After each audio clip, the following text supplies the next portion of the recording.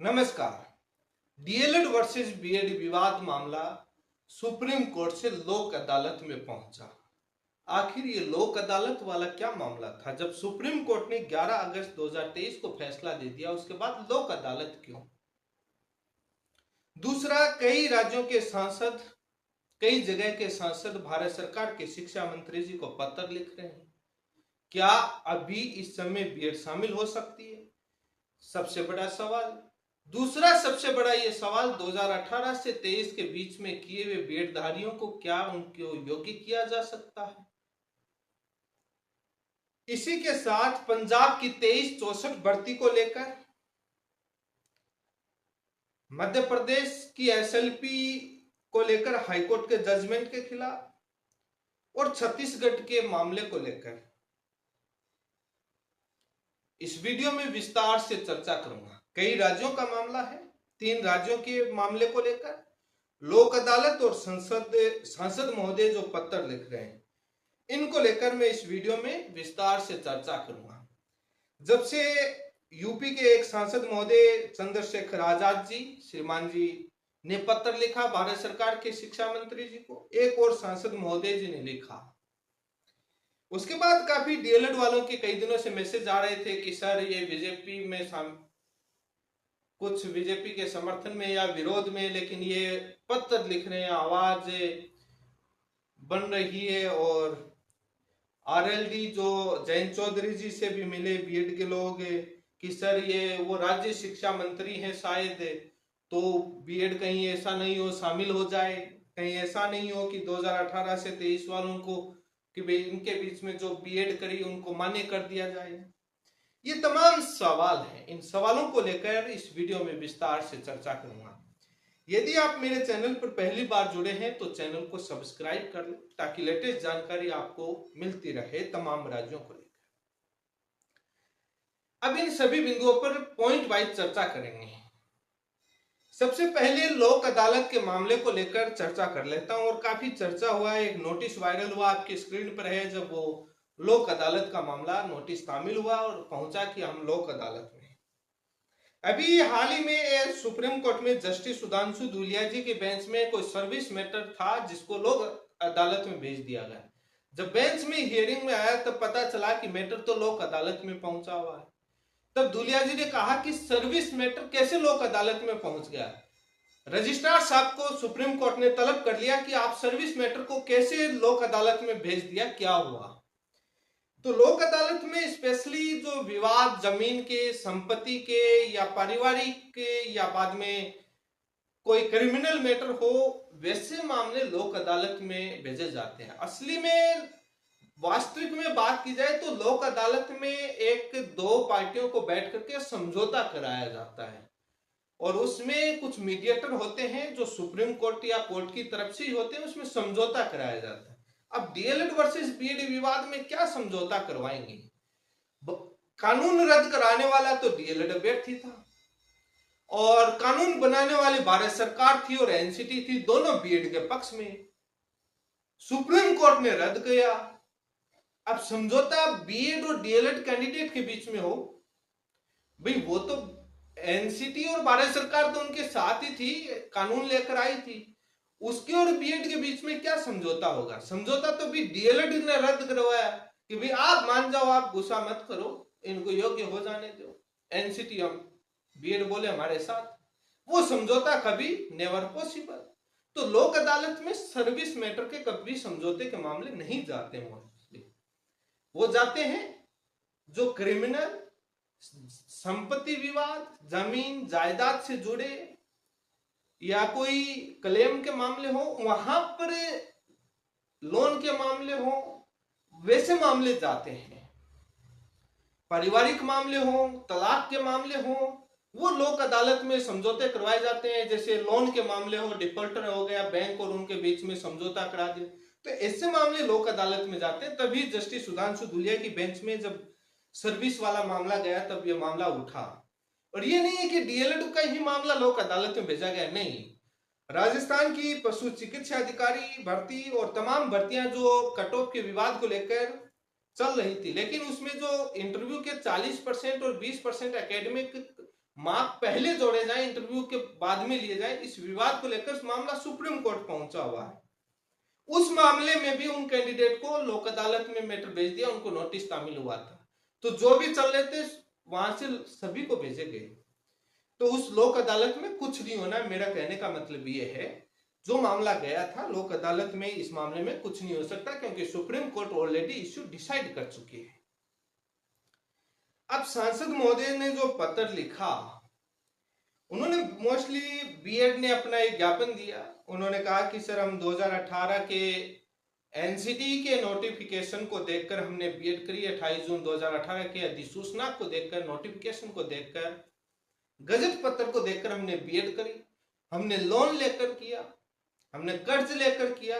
अब हमारी उस बीएड का क्या करें, कोई काम का नहीं रहा, कोई भविष्य में काम का नहीं रहा। इसलिए हमको 2018 से 23 के बीच में जो हम बीएड करी, उनको प्राइमरी के लिए योग्य कर दो। सांसद महोदय ने लास्ट में अपना लिखा कि न्यायोचित समाधान की निकालने की मांग करी सरकार से, और बीएड कह रहा है कि हमको ये किया जाए। लेकिन सबसे बड़ा सवाल है कि क्या बीएड अभी भी पीआरटी में शामिल हो सकती है? क्या नहीं हो सकती? इसको लेकर मैंने कई वीडियो बनाए थे। सबसे बड़ा सवाल है कि ये गजट नोटिफिकेशन रद्द क्यों हुआ, कैसे हुआ? ये जब आप हाई कोर्ट और सुप्रीम कोर्ट के फैसले पढ़ोगे तब पता लग जाएगा। साफ लिखा है कि बीएड एक क्वालिफिकेशन नहीं है, बीएड प्राइमरी को पढ़ाने के लिए एलिजिबल नहीं है, बीएड हायर क्वालिफिकेशन नहीं है। तो कैसे शामिल हो जाएगी? जब क्वालिफिकेशन ही नहीं है तो सरकार भी इसको क्वालिफिकेशन नहीं बना सकती।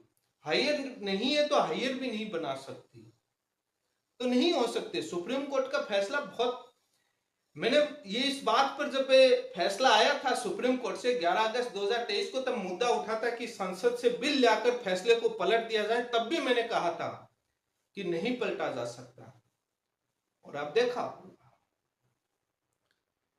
और उसको लेकर के मैंने ये भी कहा था कि क्या एनसीटी गजट नोटिफिकेशन कमेटी से करके ले आए तो भी नहीं हो सकता।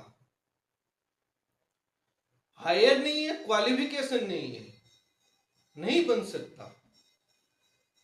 और ये स्पेशल ट्रेंड है डीएलएड वाले, तो किसी भी तरीके से नहीं हो सकते। उनकी मांग है, वो अपनी रख रहे हैं। लेकिन मेरे समझ से बाहर है कि बीएड वाले क्यों उम्मीद लगाए बैठे हैं। ये नोट कर लेना, कितने ही हो, अब काम हो गया। किसी के पास पावर, हथियार नहीं है कि कैसे भी करके आपको शामिल कर दे, मात्र सुप्रीम कोर्ट की रिव्यू पिटीशन के अलावा। बाकी कोई कैसे भी तरीके से सरकार आपको शामिल नहीं कर सकती, कैसे भी करके। ब्रिज कोर्स पर भी सुप्रीम कोर्ट ने साफ किया हुआ है। ब्रिज कोर्स के साथ सुप्रीम कोर्ट ने यूपी के गुणेतर जार भर्ती वालों को इसलिए बचाया था कि उस समय नोटिफिकेशन रद्द नहीं हुआ था।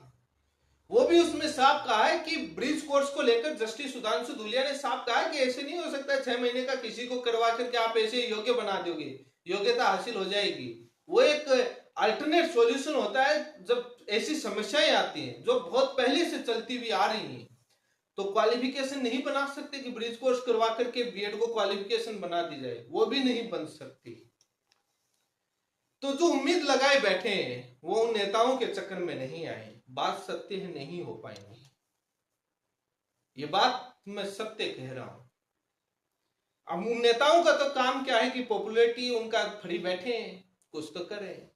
अब जो उम्मीद लगाए बैठे हैं ना, वो भले बैठे रहे, क्योंकि जो आरटीआई से जो सबूत मैं लेकर आया था, जो पॉलिसी किस प्रकार से बनी, किस ने डायरेक्शन दिया, भारत सरकार के शिक्षा मंत्री ने क्या लिखा, वो तमाम इस प्रकार के थे कि पूरा मामला फैसले में बहुत शानदार तरीके से साफ हुआ है और कई एंगल से हुआ है। इसलिए वो अलाउ नहीं हो सकते कि 2018 से 23 वाले अलाउ कर दे, ऐसे थोड़ी होता है। डिग्री बीएड के कहने से थोड़ी होता है। हायर क्लास में उनके पास अपॉर्चुनिटी है और ये कहने की बातें होती है हमने उसके बेसिस पर किया था प्राइमरी के, डीएलएड कर लेते, बीएड क्यों करी नोटिफिकेशन के बेसिस पर। इसलिए किया था कि सेकेंडरी ग्रेड में सेकंड लेवल में 6 से लेकर 12 तक भी अपने योग्य हैं। इसलिए नहीं किया था कि प्राइमरी के लिए कि सारा अपने को मिल जाएगा। प्राइमरी के लिए डेडिकेशन होता तो डीएलएड करते, बीएड नहीं करते। ये सारी जनता जानती है, सरकार भी जानती है। और कोई डिग्री क्वेश्चन नहीं हुई है, वैल्यू खत्म नहीं हुई है। एनआईएस डीएलएड की जैसे खत्म हुई है वैसे नहीं हुई है। एनआईएस डीएलएड के डिप्लोमा सर्टिफिकेट को तो रद्दी का कागज बना दिया सुप्रीम कोर्ट ने। आपके पास तो बाद में बीएड के बेसिस पर हायर में आप अप्लाई तो कर सकते हैं। एनआईएस डीएलएड तो रद्दी का कागज बना दिया। तो ये बात है। अब बात कर लेते हैं पंजाब की 2364 भर्ती को लेकर। पंजाब 2364 भर्ती को लेकर कई मैसेज आ रहे थे। उनको कहूंगा कि जो मध्य प्रदेश का 8 अप्रैल 2024 का जो सुप्रीम कोर्ट से जो क्लैरिफिकेशन का ऑर्डर है उसके पेज नंबर 8 पर आपके स्क्रीन पर है। फर्स्ट पैराग्राफ की लास्ट 2 लाइन आपके लिए बहुत काम कर जाएंगे। कई कहते हैं कि पंजाब की भर्ती सब्जेक्ट टू आउटकम नहीं थी क्योंकि सुप्रीम कोर्ट ने 8 अप्रैल के आदेश में साफ कहा है जो भर्ती सिलेक्शन इन प्रोसेस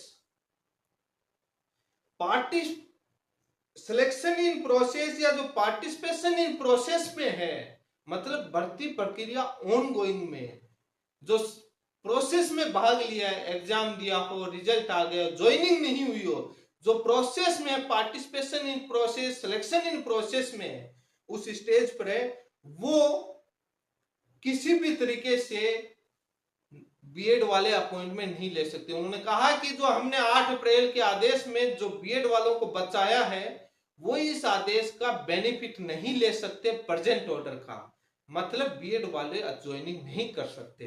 जो भी देख रहे हो वहां पर हाई कोर्ट में या कहीं पर मैटर किसी ने अपील करी हो तो 8 अप्रैल का पेज नंबर 8 फर्स्ट पैराग्राफ के लास्ट 2 लाइन पढ़ाएंगे ना, वो बहुत हो जाएगा।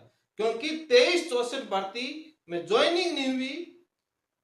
पंजाब के अंदर एनसीटी नोटिफिकेशन क्वेश्चन करने के लिए रीट लगी हुई है बहुत पहले से। सरकार ने बाद में रूल बदल लिए, पुराने वाले क्वेश्चन करने के लिए लगी हुई है, वो नोटिफिकेशन वहां पर लगी हुई है और सुप्रीम कोर्ट का फैसला कॉपी होना है वहां हुआ है, वो कोई दिक्कत नहीं है।